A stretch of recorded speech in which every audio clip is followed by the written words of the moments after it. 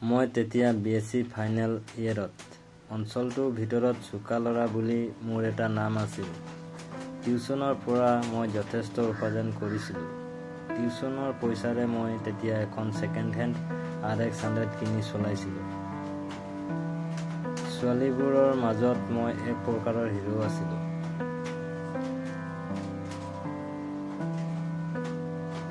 তেতিয়া তিনিআলিটোৰ কাষৰ পথাৰখন প্ৰায় খালী আছিল। দুই এজন চাকৰিয়াল মানুহে মাটি কিনি ঘৰ বনাবলৈ আৰম্ভ কৰিছিল। তাৰে এজন আছিল গকুল খুৰা।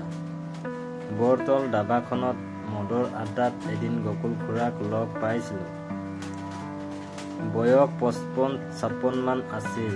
পুলিচৰ চিপাহী আছিল। তেওঁৰ ঘৰ বৰশীঘাটৰ ফালে কোনোবা ভিতৰুৱা গাঁও এখনত আছিল।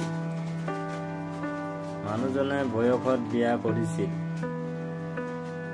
তিনিআলিৰ উত্তৰ ফালে বলেনৰ মাটিখিনিত সজা আছাম টাইপৰ ধুনীয়া ঘৰটোত তেওঁৰ ঘৈণীয়েক আৰু ক্লাছ 9ত পঢ়া ছোৱালীজনীৰ লগত আছিল। সেই ছোৱালীজনীকে টিউচনৰ বাবে খুৰাই মোক ঠিক কৰিলে। মই বেয়া নাপালোঁ। চাকৰিয়াল মানুহ, তাতে মোৰ নিচিনা একেই মদাহী।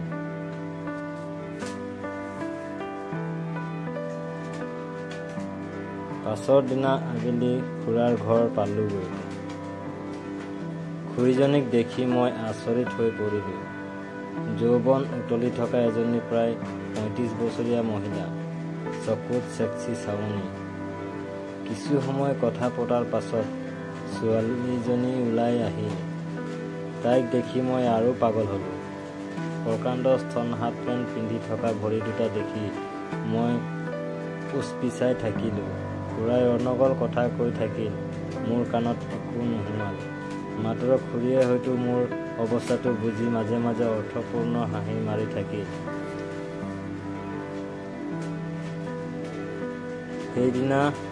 সেইদিনাই আৰম্ভণি। লাহে লাহে মই সিহঁতৰ ঘৰৰ লগত সহজ হৈ পৰিলোঁ। মামু খুৰীয়ে মোক বৰ ভাল পাবলৈ ধৰিলে। কেৱল মাজে মাজে বিশাল স্তন দুটা দেখাই মোক আমনি কৰি থাকে। প্ৰথমে মই আৰ চকুৰে চাইছিলোঁ যদিও পাছলৈ পোনে পোনে চাবলৈ ধৰিলোঁ।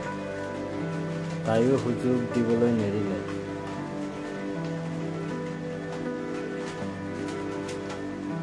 আনফালে লিজা ছোৱালীজনীও মোৰ লগত বৰ ফ্ৰী হৈ পৰিল।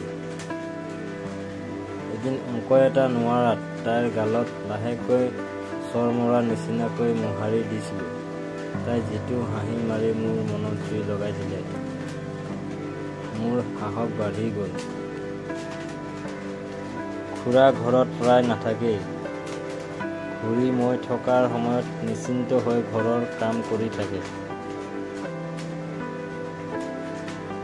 এদিন আবেলিৰ কথা।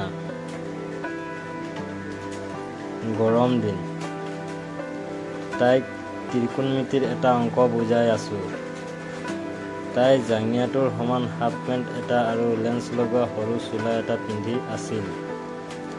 চোলাটোৰ ওপৰ ফালে তাইৰ পকা অমিতাৰ ৰঙৰ ৰবাব টেঙা দুটাৰ সমান গাখীৰ দুটা আধাতকৈ বেছি ওলাই আছিল। মই তাইক অংক কৰিবলৈ দি একান্ত মনে চাই আছিলোঁ। মোৰ মালটো কটকটীয়া টান হৈ পৰিছিল।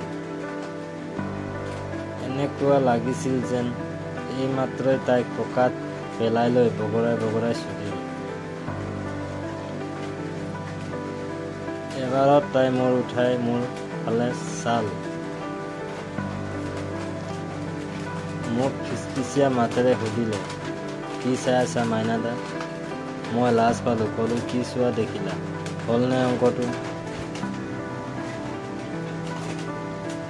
তাই এইবাৰ মুখখন মোৰ কাষলৈ আনি ক'লে, মই জানিছোঁ নহয় আপুনি কি চাই আছে। লাগিব নেকি? মই পাগল হৈ গ'লোঁ। চকীৰ পৰা উঠি গৈ তাইক গবা মাৰি ধৰিলোঁ। এখন হাতেৰে টিকা দুটা মোহাৰি মুখেৰে গাখীৰ দুটা ওলাই থকা ভাগত চুমা খাই দিলোঁ। তাই জিকাৰ খাই উঠিল।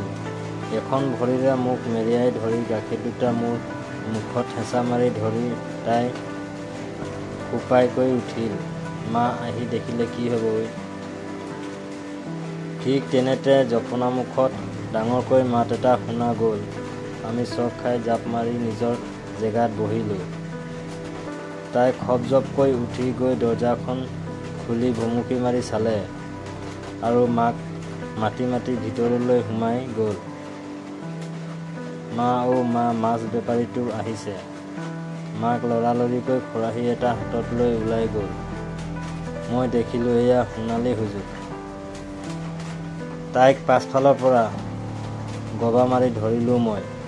কটকটীয়া টান হৈ পৰা কণীডালেৰে ওপৰত খুচি খুচি চোলাটোৰ তলেৰে হাত ভৰাই গাখীৰ দুটা জোৰেৰে পিটিকিবলৈ ধৰিলোঁ। তাই গাটো পচালি উফ উফ কৰি খিৰিকীৰ পৰ্দাখন সামান্য ফাঁক কৰি বাহিৰত থকা মাকক চাই থাকিল। একোবত তাইক ওলোটাই লৈ চোলাটো দাঙি গাখীৰ দুটা টানি টানি চপিবলৈ ধৰিলোঁ। তাই চিৎকাৰ কৰি উঠি এইবাৰ মোক অলপ বাধা দিবলৈ ধৰিলে। কিন্তু মই চিকাৰ হাতত পৰিলে এৰি দিয়া বিধৰ মানুহ নাছিলোঁ।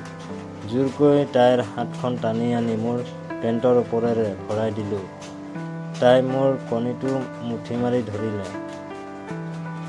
তাইৰ গাখীৰ চুপিবলৈ এৰি ওঠ দুটা জোৰেৰে চুপিবলৈ ধৰিলে। তাই লেটেহেটু হৈ পৰিছিল। কণীটো জোৰেৰে খামুচি ধৰি অগা পিছা কৰি আছিল। এইবাৰ মই তাইৰ পেণ্টৰ তলেৰে হাতখন ভৰাই দিলোঁ। তাই প্ৰথমে ভৰি দুটাৰে বুচখন জোৰেৰে চেপা মাৰি ধৰিলে। জোৰকৈ ভৰি দুটা মেলি বুচখনত হাত বোলাই দিলোঁ। এসোপা কেঁকুৰা কেঁকুৰি বালেৰে ভৰা বুচখন পানী ওলাই ঔটেঙাটোৰ বীজৰ দৰে বিজলুৱা হৈ পৰিছিল। ঠিক তেতিয়াই খুৰীয়ে বাহিৰৰ পৰা চিঞৰি মাৰি উঠিল, মাতো মোৰ গাৰু তলৰ পৰা টকা 150 লৈ আনচোন। তাই জাপ মাৰি উঠি মোৰ পৰা আঁতৰি চিঞৰি ক'লে, গৈছোঁ মা। চুলিখিনি অলপ ঠিক ঠাক কৰি তাই লৰালৰিকৈ উঠি গ'ল। ময়ো একে জাপে উঠি আহি নিজৰ চকীত বহি কলমটো লৈ ব্যস্ত হোৱাৰ অভিনয় কৰিলোঁ।